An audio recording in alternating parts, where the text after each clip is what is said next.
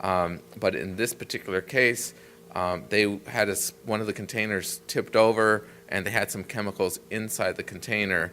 And this container they brought to a staging area. The staging area was actually the closest to the community. They brought in a hazmat, and they cleaned up the mess, but we never found out what the actual chemicals were.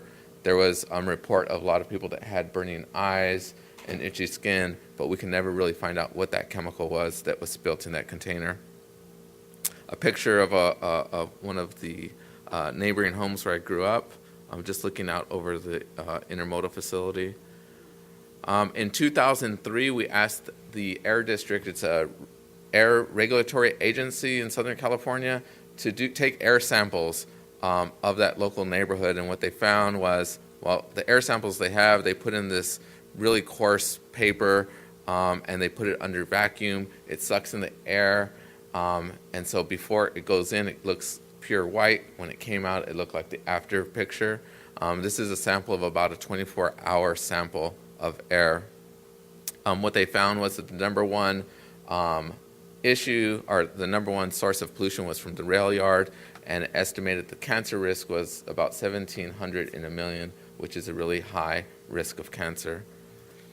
And in 2005, the state did a health risk assessment, and in this health risk assessment, they found that that local neighborhood that I grew up in has an exceptionally high risk of cancer from the rail yards specifically.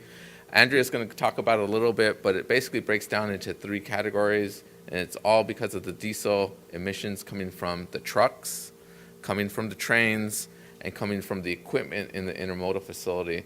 And that kind of breaks up into about 33% in each category in this particular case. The impact of cancer risk actually impacts about 76,000 acres in that area. It's a pretty large area, and about 1.2 million people in this area.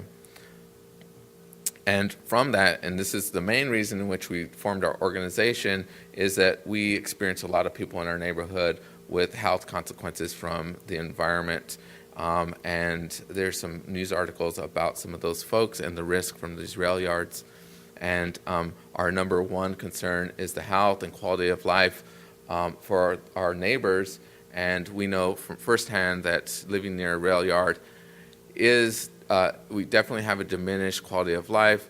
And there's many concerns that come from intermodal facility, not just the air quality, but the quality of life from noise, from lights, from just the type of industry that comes in, the service industries, and the shift in the type of industry in your community.